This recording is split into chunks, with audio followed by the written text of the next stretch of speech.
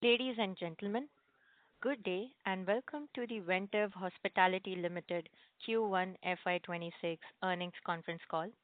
As a reminder, all participant lines will be in the listen-only mode, and there will be an opportunity for you to ask questions after the presentation concludes. Should you need assistance during this conference call, please signal an operator by pressing star, then zero on your touchtone phone. Please note that this conference is being recorded. The audio archive, transcription, financial statements, and the other documents related to the quarter will be made available on the company's website. We have with us today from the management team of Ventive Hospitality Limited, represented by Mr. Ranjit Batra, Chief Executive Officer, Mr. Paresh Bafna, Chief Financial Officer, Mr. Milind Wadekar, Executive Vice President, Finance and Investor Relations, and Mr. Kedar Shirali, Advisor, Investor Relations. Please note that Ventive Hospitality Limited does not provide specific revenue or earnings guidance. Anything said on this call that reflects management's outlook for the future or which could be constructed as a forward-looking statement must be viewed in conjunction with the risk that company faces. These risks are outlined in the second slide of earnings update presentation available on the company's website. I now hand the conference over to Mr. Ranjit Batra. Thank you, sir. Over to you.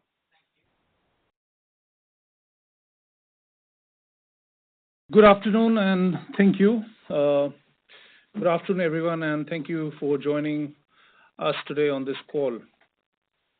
After a stellar performance in FY25, we've kicked off FY26 on a strong note with 18% year on year and EBITDA growing at 13% year on year. Our India hospitality business demonstrated resilience and consistency, growing at 13% in revenue. This was despite the travel disruptions we witnessed in May due to geopolitical tensions. ADR in India grew at 10% year on year, driven by a sharp pricing strategy and active asset management, offsetting temporary softness in occupancies. At Ventive, we've always looked at hospitality holistically. TrevPAR is our guiding parameter. This gives us a full picture of our assets and its performances. In Q1, India TrevPAR stood at around 13,000 rupees, up 13% over the same quarter last year. This was driven by 20% growth in F&B and other source revenue, also led by strong non-residential footfalls at our award-winning F&B outlets, as well as banquets and caterings. This TrevPAR performance translated into strong EBITDA numbers, with India hospitality EBITDA growing at 28% in the quarter. Turning to our international hospitality business, performance remained extremely robust. Revenue growth in Maldives continues to remain robust with 33% growth this quarter, driven by stabilization of Raya by Atmosphere and a TrevPAR growth across our portfolio. On the same-store basis, revenue grew 11%, including Raya at 33%. Same-store TrevPAR in Maldives was 54,000 rupees, while including Raya, it stood at 44,000 rupees. As mentioned in previous calls, this is due to Raya's all-inclusive model and different price points compared to our ultra-luxury offerings both in Conrad and Anantara, Maldives. EBITDA grew at 47% for Maldives, while same-store EBITDA grew at 30% year-on-year to 421 million, demonstrating the strength and resilience of our Maldives resorts, and also showing their ability to capture the wallet share across multiple revenue streams. We continue to maintain our industry-leading margins. Our consolidated EBITDA stood at 44% on the same-store basis, in line with last year. Including Raya, consolidated EBITDA margin was 42%. Our annuity portfolio continues to remain stable, with 97% committed occupancy and a rent of 117 rupees. Let me now update you on our development pipeline. Last month, we signed management contracts with Marriott International for 3 of our hotels in our pipeline. Ritz-Carlton Reserve Porterville, 73 villas in Sri Lanka. Varanasi Marriott Hotel, 161 rooms. Courtyard by Marriott Mundra, 200 rooms. At the same event, our promoter group companies announced 4 more hotels. JW Navi Mumbai, 450 keys. Moxie Navi Mumbai, 200 keys. Moxie Pune Wakar, 264 keys. And Moxie Pune Kharadi, 200 keys. These 4 hotels will be made available on the right of first offer or alternate structure basis under suitable arrangement that maximizes value for all stakeholders. I'm pleased to share that this was the largest one-day signing for Marriott ever in India, and it further strengthens our long-lasting partnership with them. With Moxie, we're also tapping into the preferences of younger travelers, future-ready designs, digital savvy, and catering to experience-seeking clientele. Together, these 7 hotels and the rebranding of Aloft Whitefield to AC by Marriott will add 1,582 keys over the next 5 years, starting FY27. In parallel, we are evaluating land parcels for greenfield resort projects with branded residents, as well as acquisition opportunities to add an additional 500 keys. In total, our pipeline will exceed 200 keys, effectively doubling our portfolio over the next 5 years. While there may be inorganic opportunities as well, we will remain focused on same-store growth through pricing, deeper F&B monetization, improved weekend occupancy, and activation of our underutilized spaces across our hotels, and the opportunity of having a very dominating position in Pune itself. In the other highlights from the quarter, the Ritz-Carlton Pune received LEED Platinum certification from US Green Building Council for Sustainable Operations, furthering our ESG commitment. Anantara Digu Maldives and Conrad Rangali Maldives featured in Travel Leisure 500 2015 top hotels in Asia. Asmana and Yokyo at the Ritz-Carlton Pune, Pasha and Altovino at the JW Marriott Pune were awarded 3 stars by Hospitality Horizon Epicurean Awards. Looking ahead, we see continued momentum in both our India and Maldives business as we move towards seasonality, stronger second half of the year. With that, I now request Milind and Paresh to take through the financials in detail. Thank you, Ranjit. Good afternoon, everyone. Before we begin, let me share my usual disclaimer on the comparative for last year.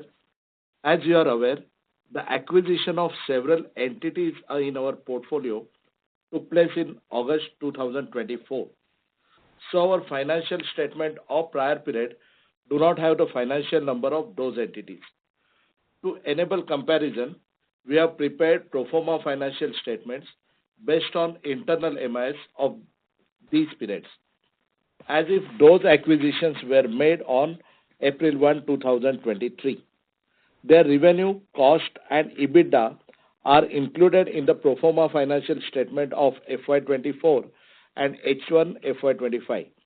Hence, the number presented in the statutory financial statement will differ from the pro forma figures in our commentary, our press release, and earning update presentation. Let me now walk you through our Q1 FY26 headline numbers. Our consolidated revenue in Q1 was 520 crores, a growth of 18% year-on-year. Our hospitality revenue was at 386 crore, a 23% increase year-on-year. Within that, our India portfolio contributed revenue of 179 crore, up 13% year-on-year basis, driven by ADR growth and strong F&B revenue growth that Ranjit highlighted. Our international hospitality revenue grew 33% to rupees 207 crore, including Raya, which got consolidated from January 1, 2025. On the same-store basis, international hospitality revenue growth was 11%. Moving on to profitability in our India hospitality business, our prudent cost management resulted in 72% flow-through of the incremental revenue, helping expand our EBITDA margin by 4 percentage points to 35%. Similarly, in our international business, we delivered incremental revenue of 16.6 crores while limiting incremental expenses to 7 crores on same-store basis. Consequently, our EBITDA margin expanded by 3 percentage points year-on-year basis to 24%. We will continue our prudent cost management strategies to expand our hospitality margins further on annualized basis. In absolute terms, our consolidated EBITDA in Q1 FY26 was 220.3 crores, a growth of 13% year-on-year basis. Our consolidated EBITDA margin was at 44% on same-store basis and at 42% including Raya. Let me highlight that Raya commenced its operation in July 2024, and this is the first operating quarter in non-peak season. We are confident that our revenue management strategies will help improve these resorts, hospitality segments, and our consolidated EBITDA margins in the quarter to come. Our hospitality business contributed an EBITDA of 110.9 crores, a growth of 29% year-on-year basis. Within that, our India hospitality business contributed an EBITDA of 63.4 crores, up 28% year-on-year basis. Our international hospitality business generated EBITDA of 47.6 crores in Q1, a growth of 47%. EBITDA growth on same-store basis was 30%. Lastly, the annuity component of our portfolio, consisting of prime commercial office buildings and retail properties in Pune, generated a revenue of 124 crores, up 2% year-on-year, while the EBITDA was 111.2%, a growth of 1% year-on-year. Now I request Paresh to take you through our debt summary. We continue to consolidate our balance sheet during the quarter, supported by strong operational performance. Our consolidated gross debt stood at 2,188 crores, comprising of 1,264 crores in rupee-denominated debt and $108 million, equivalent to 924 crores in USD-denominated debt for a Maldives hotel. Our consolidated cash balance was 509 crores, resulting in net debt of rupees 1679 crores. We reduced our debt by 75.9 crores and USD-denominated debt by $5 million, totally equivalent to 116 crores. Our cost of finance remains highly competitive. As of June 30th, interest rates were 7.85% for rupee-denominated loans and 7.55% for USD-denominated loans. This reduction will lead to interest saving of further 40 million on an annualized basis, further strengthening our cash reserves.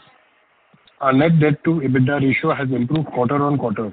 We believe our stable annuity cash flows, strong cash surplus, and available debt headroom provides us with the financial flexibility to pursue acquisition and growth opportunities while maintaining a competitive advantage. We continue to hold strong credit ratings, AA with CRISIL and AA plus for our material subsidiaries, and remain fully compliant with SEBI regulations for listed entities. With this, we would now like to open the floor for questions. Thank you, sir. We will now begin the question and answer session. Anyone who wishes to ask a question may press star and one on their touchtone telephone. If you wish to remove yourself from the question queue, you may press star and two. Participants are requested to use handsets while asking a question. Ladies and gentlemen, we will wait for a moment while the question queue assembles. The first question is from the line of Achal Kumar from HSBC. Please go ahead. Yeah, hi. Thank you for taking my question. So I had a few questions actually. So first of all, I wanted to understand about the difference between the RevPAR and the TRevPAR. So your TRevPAR was up 13%, while your RevPAR was up about 8%. So what's going on there? I mean, your non-room revenue grew very strongly, it seems. So was it because of a strong MICE, or was it because of higher restaurant sales? So if any color would be appreciated, please. Hi, Achal. This is Ranjit here. Yes, of course,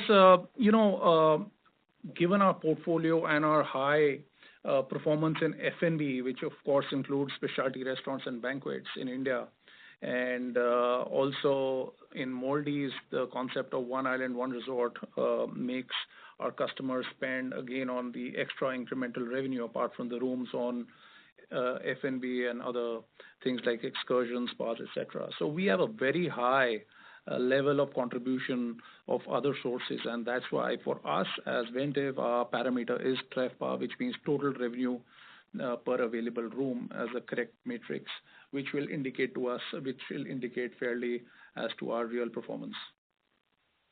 But is it possible for you to break down the non-room revenue into the food and beverage and the sort of other part of MICE, marriages, exhibitions, and all, please? Yeah, sure.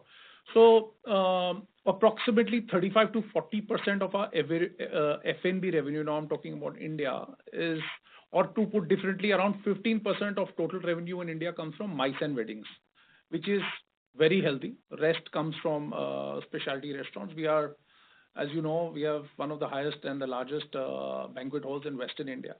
And JW also is positioned as a convention hotel. So we focus equally on F&B, like I said, and as a company, and on rooms. So, for example, in FY25, India F&B contribution was 36%, and Maldives was 33%. And our flagship properties in India, which had an even higher contribution, up to 50%. To give you a little bit more flavor, we are not fully dependent on our occupancies for our F&B portfolio. 80% of our F&B footfall actually comes from outside the city, which means that the hotel in-house capture is only 20%, which keeps our F&B performance largely independent of room occupancy. I hope I answered your question. Yeah, I think that's helpful. My second question about around your debt. So basically, your INR debt has gone down slightly, your US dollar debt has gone down slightly. But I mean, you face significant currency risk on your US dollar debt. Although I understand that the cost of debt is also slightly low, but I think forex risk is much bigger. So don't you have, or sort of, I mean, do you have a focus on reducing US dollar debt much faster than INR, and especially in the situation when we are facing so much of drama from Trump? So there is a bigger risk to the currency. So what are your thoughts on that, please? So, Achal, Milind here. Our USD debt is on our Maldives entities. Okay, and the entire revenue and expenses in Maldives are accounted in US dollars. So, from that perspective, we have natural hedge when it comes to currency risk as far as repayment is concerned. And in fact, when US dollar goes up, it helps us in incremental revenue when we convert my Maldives companies financially into Indian rupees and consolidate it. So from that perspective, it helps.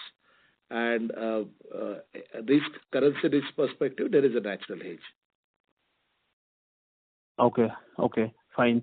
And then I had a question around your operational performance. I mean, you had continued sort of low occupancy levels in the domestic as well as international market, which actually confuses me, because I mean these occupancy levels are well below the industry average, and then of course one side we are talking about a lot of more and more GCCs coming to Pune, but I think the current occupancy levels are quite low as compared to the industry.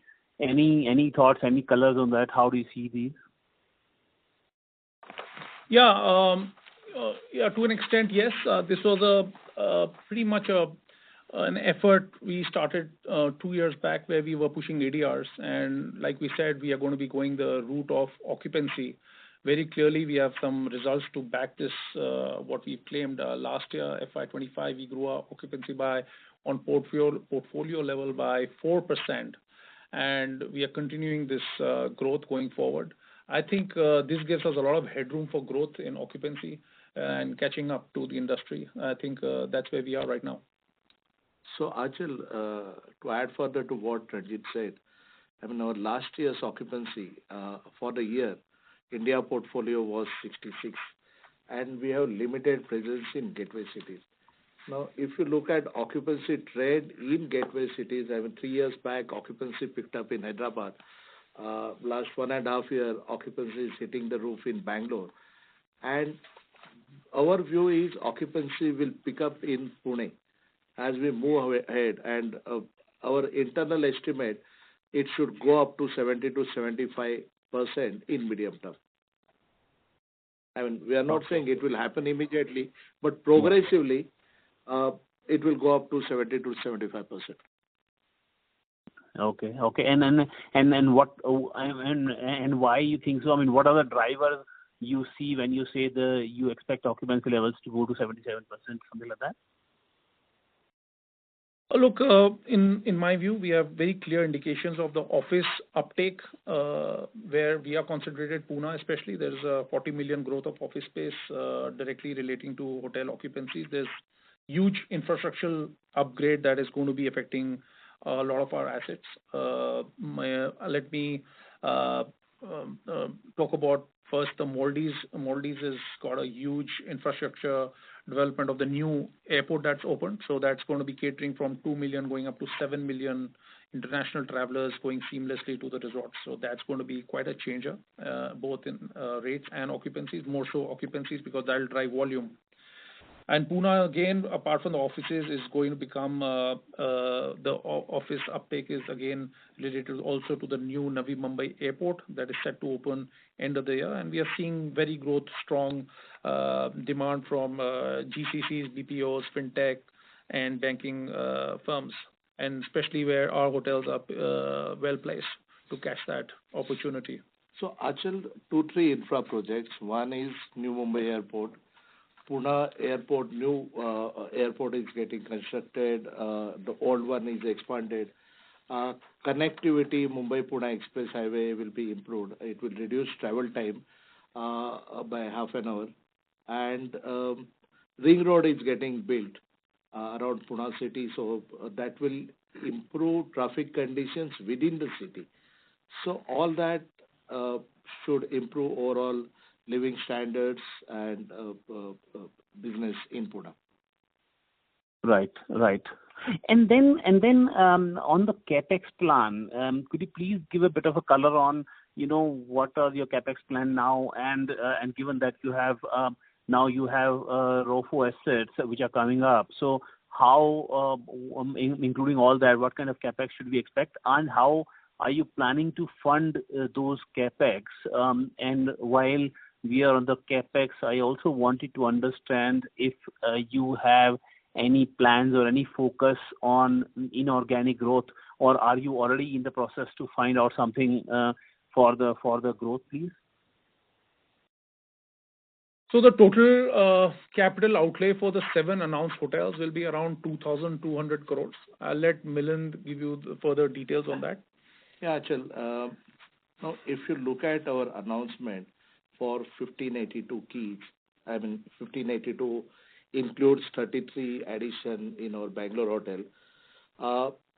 So 4 hotels, including Bangalore Marriott rebranding, is on the company's balance sheet. That is Varanasi, Mundra in Gujarat, Sri Lanka, and Marriott Bangalore. So total capex outlay for these 4 hotels will be in the range of 1,000 crores to be spent over next 30 to 36 months. Okay? And balance 1,114 keys are developed by the group. And these are on, we are looking at various options and alternative how to take it. And one of the options we are evaluating is we will take warm shell lease from group companies. That will happen after 30 to 36 months. So for the first 3 years or 2.5 years, we'll spend capex of 1,000 crore rupees on 4 hotels on the balance sheet. By the time this warm shell is ready, and we will need around 12 to 18 months for fit out, that capex is around 1,200 rupees. So our approach is to fund growth through internal accruals, maintaining healthy leverages, right? The hospitality industry, we are looking at structural long-term growth. Last financial year, we achieved consolidated EBITDA of 1,000 crore on pro forma basis, and we expect mid-teens revenue growth and high-teens EBITDA growth, resulting in estimated cumulative EBITDA of 6,500 crores over the next 5 years. And that will generate around 4,500 crore cash surplus and 500 what we have cash on books. So total 5,000 crore rupees is available for capex. So we are committing 2,200 crores for the announced pipeline, keeping gunpowder dry for potential value accretive acquisition. I hope And I that answered your question. and does that include your all the maintenance capex and everything? Yes, maintenance capex will be small amount. I mean, 30, 40, 50 crore rupees a year. So it will not move the needle. I mean, looking at the cash flow, what we are expected to generate year on year basis. Okay, fine, perfect. I have 2 more questions, but I'll come back in the queue. Thank you. Yeah, thank you so much. Thank you. Participants, if you wish to ask a question, you may press star and 1 on your touchtone telephone. Ladies and gentlemen, in order to ensure that the management is able to address questions from all the participants in this conference, we request you to please limit your questions to 2 per participant. Should you have any follow-up question, we request you to rejoin the queue. The next question is from the line of Mr. Angad from UBS India. Please go ahead. Yeah, hi. Thank you for taking my question. 2 questions. One, on the inorganic strategy that you were intending to implement. So what sort, when you're looking at these assets to acquire, what sort of criteria do you look at in terms of, size, profitability? If you could just give some more color on, what's the strategy around looking at those assets? Hi, Angad. Thank you for your question. Yeah, I think it's a very interesting landscape that we have in terms of trying to acquire assets for all listed companies at this stage, and we are no different.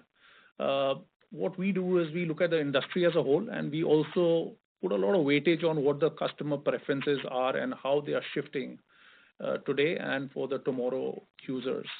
So we're combining that with our strength of construction that we have as a legacy, and we will be looking at a lot of opportunities for rebranding, repositioning, and we will be open to new concepts as well. At this stage, our focus is looking at forward trends of leisure combined with wellness at a very aggressive way. We know this industry is right now at around $6.3 trillion and is going to move to $9 trillion by 2028. So we want to be part of that as well. I know in general, India has, to a great extent, missed the pure luxury story. And we clearly see the space to come and fill that for sure. Apart from this, we are also looking very actively to add some branded residence in leisure destinations. That's pretty much our view at this stage, how we look at acquiring new assets. So let me add further. Angad, our capital allocation policies are guided by internal threshold on return on capital employed, right? And we are location agnostic, and we'll deploy our capital in hospitality assets, which will diversify our geographic concentration and also help us to address new market and customer segments. So Ranjit has covered most of it. See, currently we are actively evaluating potential acquisition candidates in high-end leisure and wellness segments. We especially like assets with surplus land and further development potential, where we can build, as Ranjit mentioned, branded residences for sale, which will bring down our project cost. And when you say that you're intending to be geography agnostic to a certain extent, what sort of micro markets excite you today in terms of when you look at India? Like obviously you have existing assets in certain geographies, but when you're looking to expand, what sort of micro markets are you really are you bullish on? So we already have very strategic presence in the Bangalore micro markets, both ORR and Whitefield. We also have covered the religious destination with our Marriott in Varanasi. We actually are looking at more from an opportunity perspective, not geography perspective. And some of the micro markets that obviously excite us are some of the assets that we're already in the pipeline with the Moxie portfolio that we discussed in the beginning. And we are also very excited about the Navi Mumbai combination of the new JW, which is a very dominating brand for that market, which we managed to secure well ahead of time with the combination with Moxie. So this is pretty much how we are looking at as first entry mover advantage, areas that have less supply. For example, Mundra would be a first mover's advantage with a proper branded resort. And leisure is something we all recognize is where huge opportunities. In my view, our leisure has got a little diluted over the years. I think most of the hotels have become wedding hotels. So we've missed the leisure boat to most of our neighboring countries, especially when they get very, very aggressive with the visa-free policies and lure most of our holiday makers. And if we are true to leisure, I feel, and we combined with wellness, which is inherently a strong point for India, I believe we have a good combination to get the leisure travelers back to India. And I think there are two obvious reasons. I think when we see leisure, Indians are a little different when they consume leisure. They particularly travel in big groups and they make last minute plans for holidays. So I see more and more reason why we would be right in the right position to capture this market in India itself. Got it. Thank you for that elaborate answer. Just one last question. We're talking about occupancy levels to increase, and we're anticipating that to happen for Pune as well. Just wanted to understand the sensitivity of that towards margins. Occupancy and ADR. How do you see the sensitivity towards margins, and with occupancy rising, do you see the potential of some improvement on margins front as well? Yeah, Angad. Let me first talk about margin sensitivity to ADR improvement. We estimate approximately, it has two impacts. One is there will be incremental EBITDA, which will flow through, and there will be impact on our EBITDA margins. Okay. So 1% ADR improvement will translate into around 90 to 95% of incremental EBITDA, because the cost against this incremental revenue is only operator fees and credit card commission, right? So our margin sensitivity, as I said, will be 60 to 65 bips with 1% growth in ADR, right?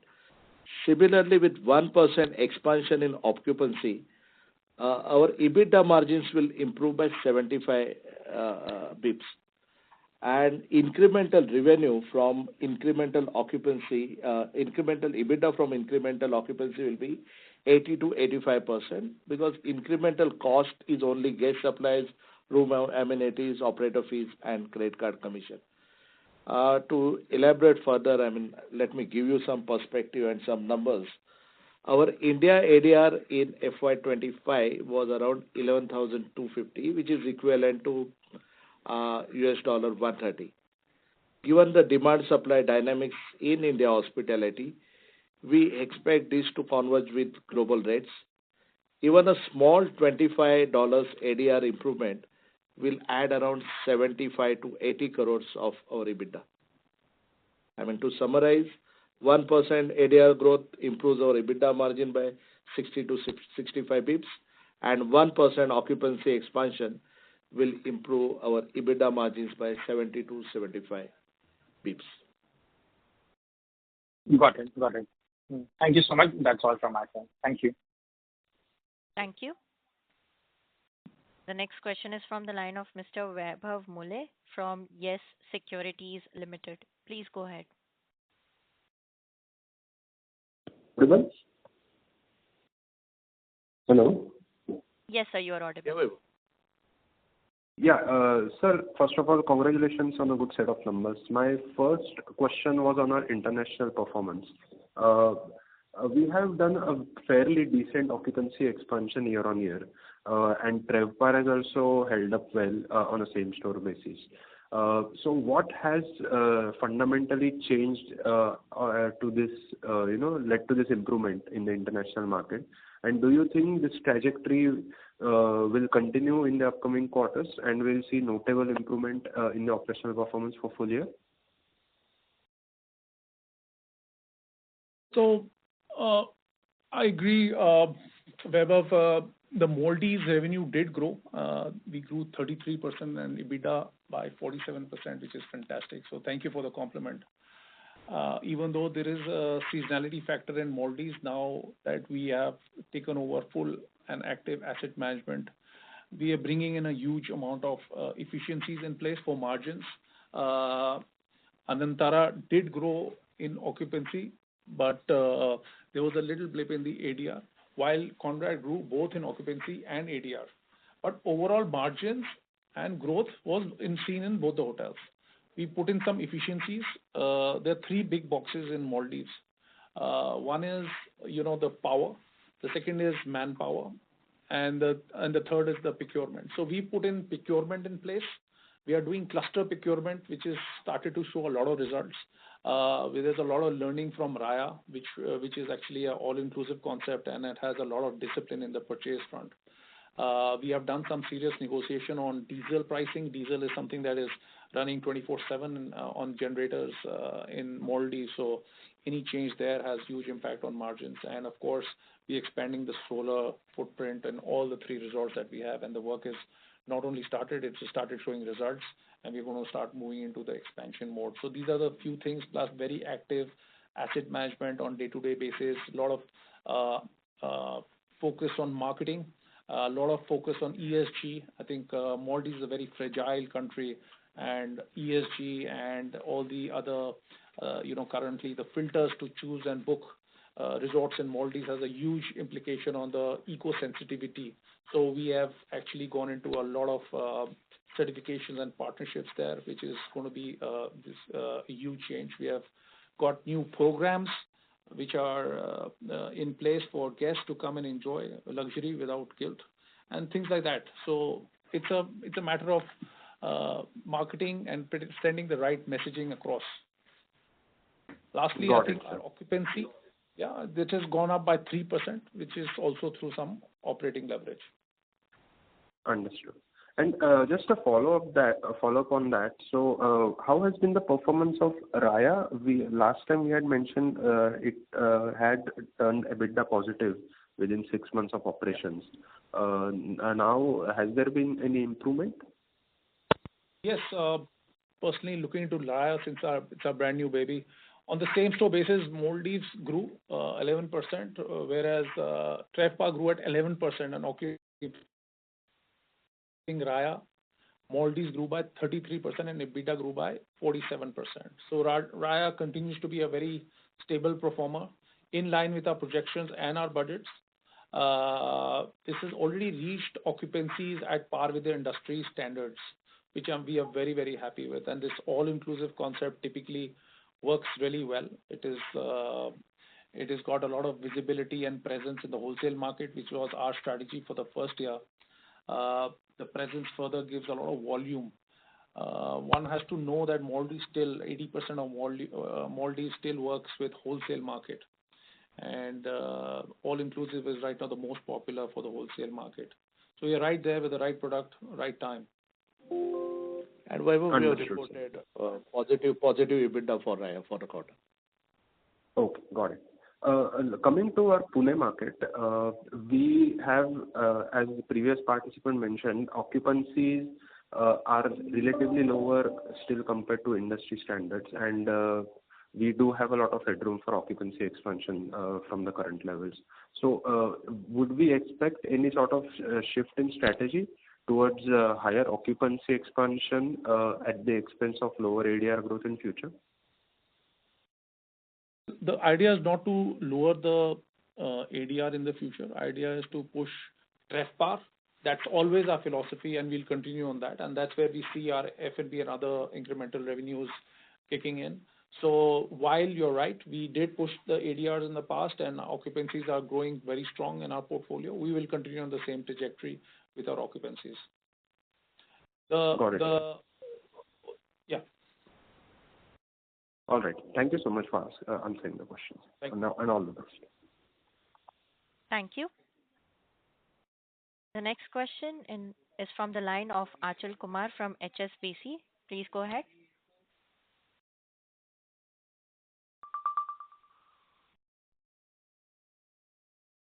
Mr. Achal?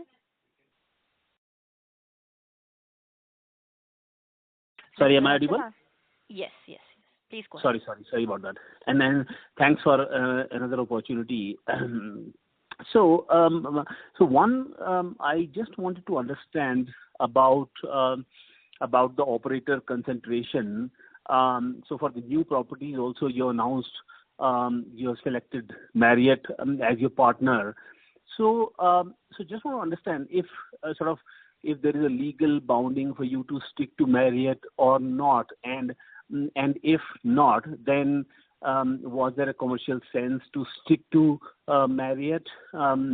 Why I'm asking this question is that basically, for example, a Varanasi property. Now, Varanasi is a place where you have a lot of local tourism, and do you think local would prefer to stay with Marriott or maybe some different players, for example, say Taj or whatever? So I'm just trying to understand what is the commercial logic, and is there a legal bounding to stick with Marriott and not to sort of break this operator concentration, please? I think it's a great question, Achal, and let me try to explain this. I think we have, first of all, no legal bounding with any brand. We are, in general, totally brand agnostic, and we are also location agnostic, like I said before. But I'll explain the answer. I think when we evaluate hotel operators, we obviously consider the demand and supply dynamics and a suitable brand which will be available in that particular micro market. So I think a good management company will always have to have good systems, processes, and the ability, most importantly, of global distribution and reservations, and Marriott being one of them. For our announced project, we felt Marriott brand was fitting and the right choice. We introduced the first combo, like I said, JW and Moxie in Navi Mumbai, the first Marriott branded in Varanasi, the first Ritz-Carlton Reserve in Sri Lanka, the only 8 in the world, so that's something very, very prestigious, and the first Moxies in Pune as well. Our relationship, I think, has been further strengthened by signing the 7 properties. And when we signed first with Marriott, it's a long association, Achal. When we signed with Marriott first, there were only 6 hotels. Today, there are about 160 hotels. And in my view, this partner is a growth driver rather than a concentration risk. So Marriott is, in my view, this is again up for debate, but I feel Marriott is truly one of the first international brands which has a lot of local adaptability to your question of Varanasi.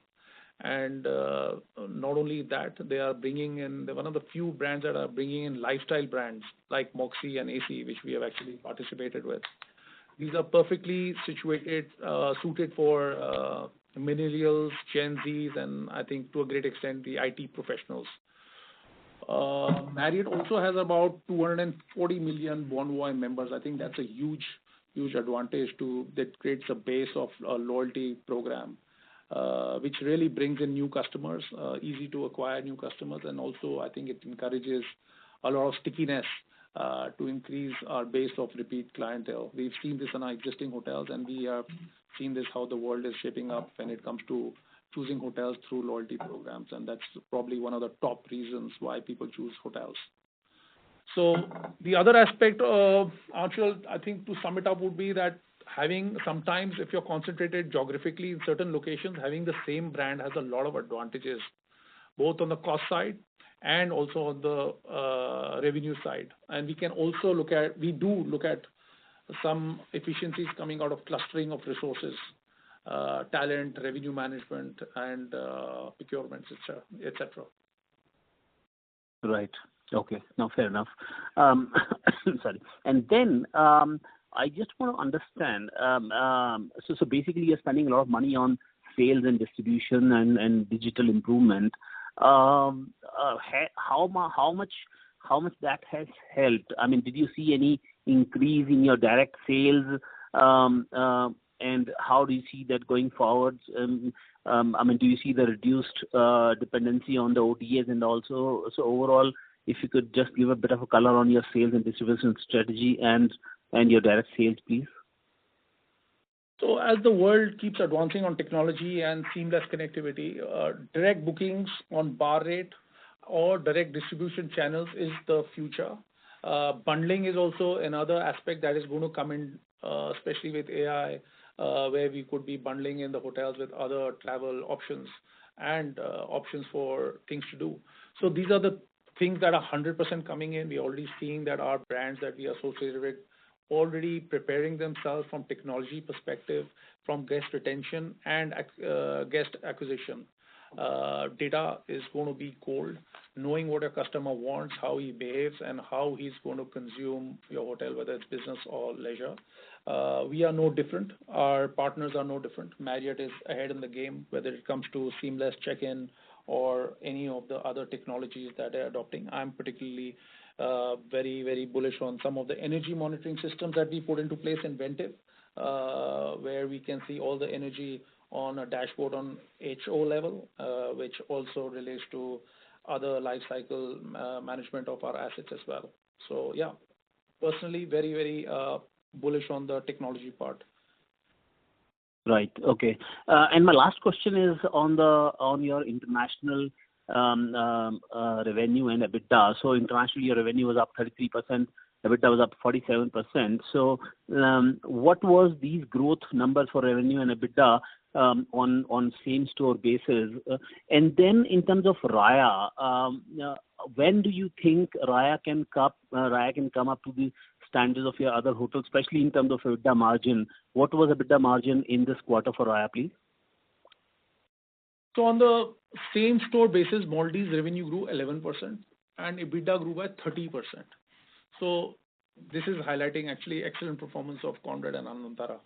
Regarding Raya, if you look at our high season margins of Q4, Raya did even better than Conrad and Anantara. So it is probably in high 40s. I cannot give you forward-looking numbers, but this will give you a good indication how Raya performs in this brand new avatar of just 8 months old, already attaining high 40s EBITDA, and it's like I said before, it's totally in line with our budgets and performance reviews that we do as per our forecast.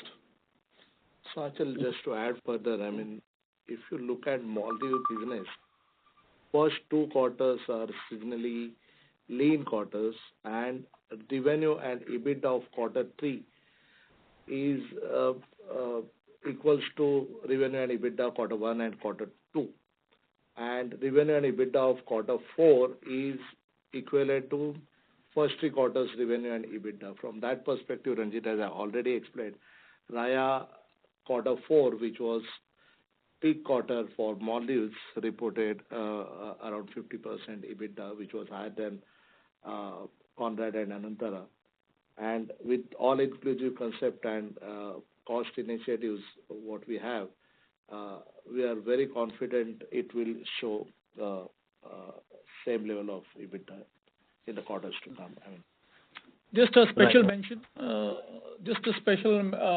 Achal. If you look at the TripAdvisor, which is a matrix for customer reviews, Raya, what we're doing in the first year basically is solidifying the brand, solidify customer experience, and laying a foundation for future repeat clientele base. So a special mention is the guest reviews on TripAdvisor for Raya amongst the top 10% globally.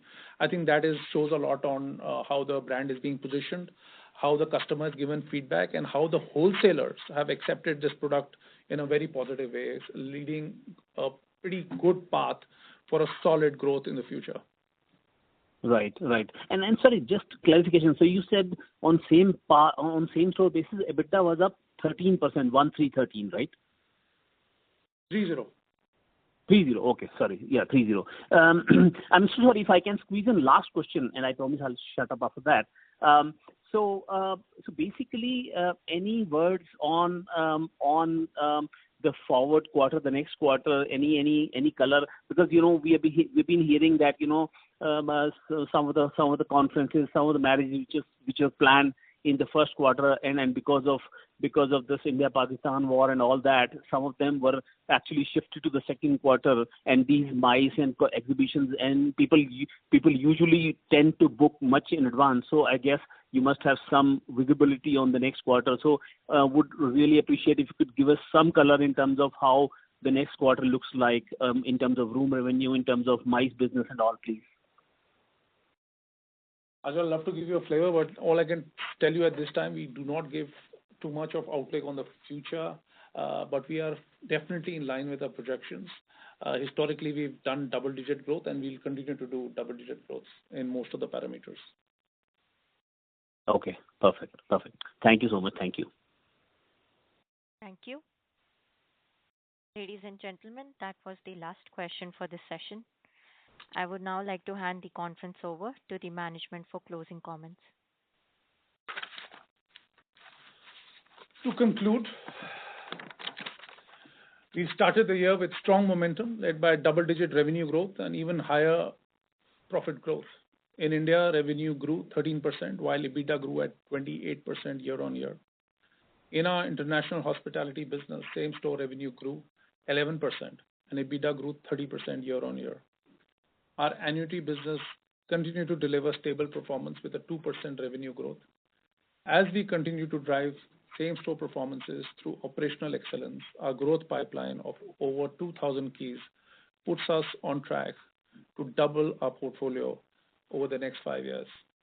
Of this, 1,582 keys come from the 7 Marriotts we signed last month and AC by Marriott, with the rest is from greenfield and acquisition opportunities. Thank you once again for joining us today. Wishing you all a great evening and a great weekend. Thank you, sir. On behalf of Ventive Hospitality Limited, that concludes this conference. Thank you for joining us, and you may now disconnect your lines. If you found this video helpful, please like, share and subscribe to Concall India for latest upcoming Concall.